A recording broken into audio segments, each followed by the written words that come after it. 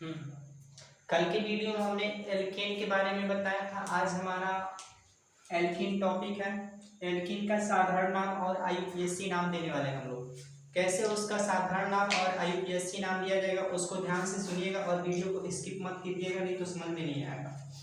सबसे पहले जो ओलिफिन या अथवा एल्कीन जो होता है उसका सूत्र क्या होता है, तो सूत्र होता है CnH2n और ये असंतृप्त यौगिक होते हैं। असंतृप्त कार्बन यौगिक। जो एल्केन होता है वह संतृप्त होता है और एल्कीन और एल्काइन वह असंतृप्त होते हैं।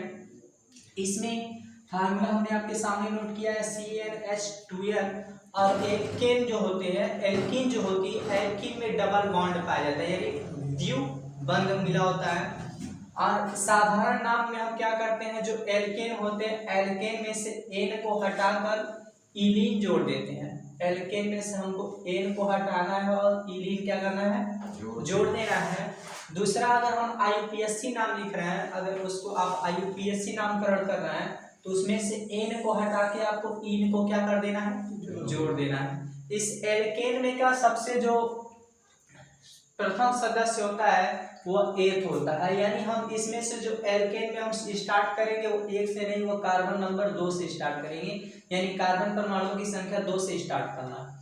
जैसे आपके सामने कुछ एग्जांपल यहाँ पर लिखा जा रहा है। फार्मूला आपके सामने CnH2n। अगर हम n बराबर 2 ले रहे हैं तो Cn के जगह 2, H2 इंटू n के जगह 2, तो C2H4। अगर आपसे कहा जाए कि इसका साधारण नाम बताइए, इसका साधारण नाम बताइए, तो साधारण नाम में आपको क्या करना है, एल्केन, यानी एल्क में आप सबसे पहले ये देखिए कार्बन कितना है, तो कार्बन 2 है और कार्बन 2 में आपको क्या बोलेंगे कि सबसे पहले मेथ होता है, दूसरा क्या होता है, एथ होता है। एथ आप लिखना पड़ेगा, एथ ऐसे लिख लीजिए, एथेन। एथेन में से आपको क्या करना है कि एन को हटा देना है, एन को क्या करना है, हटा देना है और उसके जगह YLENE जोड़ देना है, यानी बन गया एथिलीन। क्या बन गया, एथिलीन। और आपको कहा जाए कि आईयूपीएसी नाम दीजिए, आईयूपीएसी नेम, तो आईयूपीएसी नाम इसका क्या होगा, जो यहाँ पर लिखा गया है आपने एथेन जो लिखा है, एथेन में से फिर आपको एन को हटा देना है और एन को हटाने के बाद आपको इसमें इन जोड़ देना है, यानी आईयूपीएसी नाम इसका हो गया एथीन। आईयूपीएसी नाम एथीन और साधारण नाम क्या हो गया, एथिलीन। और साधारण नाम में आपको क्या करना, एन को हटा देना और YLENE को जोड़ देना है और आईयूपीएसी नाम में एन को हटाकर इन को क्या कर देना है, जोड़ देना है। ठीक है। दूसरा, अगर आपको एग्जांपल देख, पहले इसका अगर संरचना कहा जाए, संरचना बनाना है तो संरचना इसका देख लीजिए, तो संरचना जिसको स्ट्रक्चर बोला जाएगा, संरचना क्या होगा, यहाँ पर कार्बन कितना है, तो कार्बन बोलेंगे 2 है, 1 और ये 2। हाइड्रोजन कितना है, 4 है, तो 2 इसके साथ और 2 इसके साथ, 2 हाइड्रोजन यहाँ पर लग गए। और यहाँ पर देखिएगा ये कार्बन है, तो कार्बन की वैलेंसी 4 होती है, कार्बन की वैलेंसी 4 होती है। इसमें हर कार्बन की आपको कल ही बताया गया था, कल के वीडियो में बता दिया था, तो जो कार्बन होती है कार्बन की वैलेंसी 4 होती है, यानी हर कार्बन के साथ आपको 4 हाइड्रोजन आपको रखना है। तो यहाँ पर देखिए ये कार्बन जो लिखा गया इसके साथ 1 और 1 यानी 2 ही है, और इसके साथ भी 1 और 1 2 ही है। यहाँ पर हम डबल बॉन्ड लगा देते हैं, यानी 1 2 3 4 और 1 2 3 4, हर कार्बन की 4 वैलेंसी हो गई है। इसी को हम लोग बोलते हैं एथीन आईयूपीएसी नेम में, और इसको हम लोग बोलते हैं एथिलीन। आपको आईयूपीएसी नाम कभी कभी एग्जाम में पूछ लेता है कि आईयूपीएसी नाम का फुल फॉर्म क्या होता है, तो आईयूपीएसी जो होता है उसका फुल फॉर्म होता है international union pure of applied chemistry. एक बार और सुनिएगा, आईयूपीएसी जो होता है, आईयूपीएसी का पूरा नाम होता है international union pure of applied chemistry. यानी आईपीएससी का जो नाम होता है international union pure of applied chemistry. अब यहाँ पे आपको एक नाम दिया गया आईपीएससी में एल्कीन श्रेणी का, दूसरा आपको नाम दिया जा रहा है।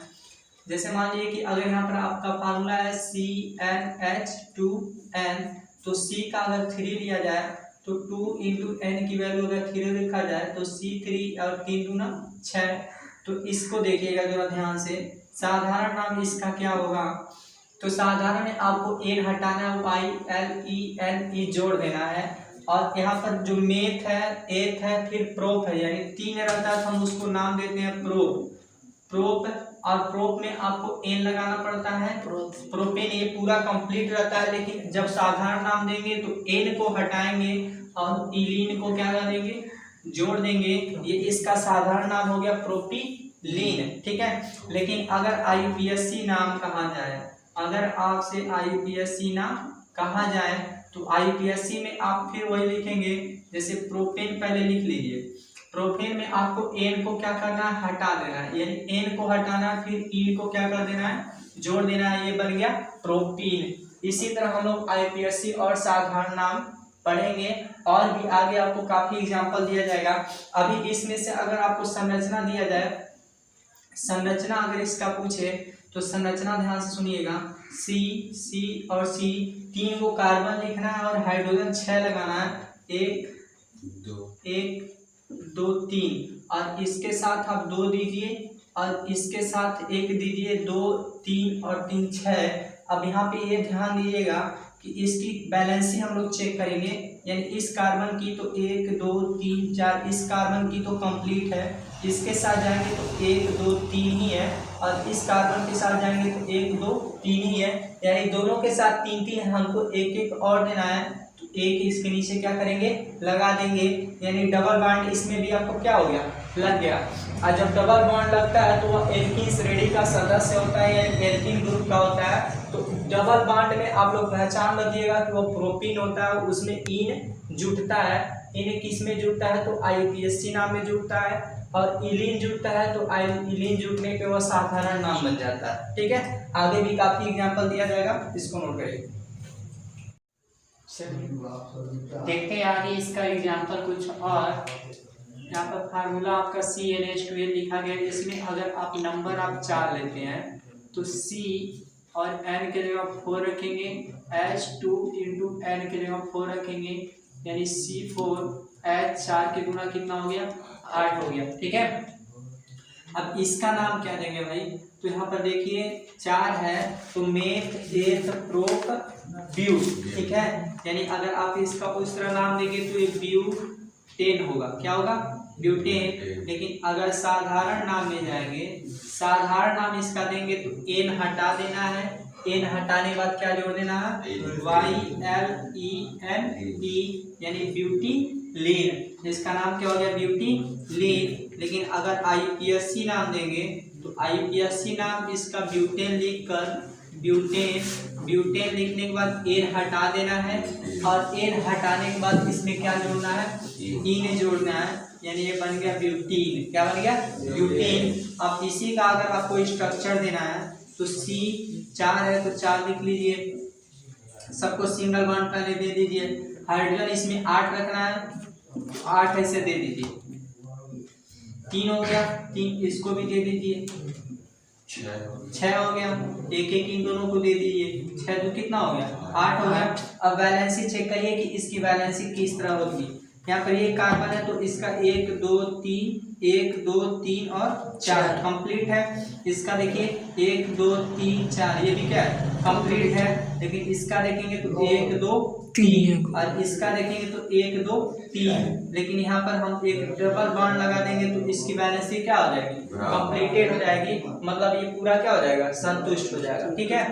अगर आप नंबर आप 5 देखेंगे तो C5 और ये 2 इंटू 5 यानी कितना हो जाएगा, 10 हो जाएगा। C5 ये कितना हो गया, 10 हो गया। तो यहाँ पे जब इसकी संरचना बनाएंगे, यहाँ पे पहले इसका सूत्र निकालेंगे। अगर इसका साधारण नाम आप देंगे, साधारण नाम में सबसे पहले meth eth prop but pent, यानी पेंटेन होता है, पेंटेन। तो पेंटेन में आपको एन हटा देना है। एन हटाने के बाद YLLENE यानी पेंटिलीन, इसका साधारण नाम होगा पेंटिलीन। अगर IUPAC नाम देंगे, IUPAC नाम देंगे तो IUPAC नाम जो पेंटेन आपने लिखा है तो पेंटेन में से फिर एन को हटा देना है और IUPAC नाम के लिए इसमें इन जोड़ देना है, यानी IUPAC नाम में पेंटीन बन गया। ठीक है, दो एग्जांपल और दिया गया जिसमें साधारण नाम आपको पेंटिलीन का और IUPAC नाम क्या दिया, पेंटीन। ठीक है, तो इस तरह आप लोग क्या कर सकते हैं कि एल्कीन का पूरा IUPAC नाम और साधारण नाम आप लोग रख सकते हैं। इसके पहले अगर आपने मीथ एथ प्रोप ब्यूट के बारे में नहीं जाना है तो इसके पहले वीडियो में जाके आप लोग देख लीजिए, वहाँ पर इस सारी चीज़ों के बारे में बता दिया गया, एकदम बेसिक से बताया गया, उसको देख लीजिए। तब उसको पता करने के बाद इस वीडियो पे आप लोग पूरा ये एल्केन और IUPAC नाम इसका पूरा आराम से दे देंगे, कोई दिक्कत नहीं होगी।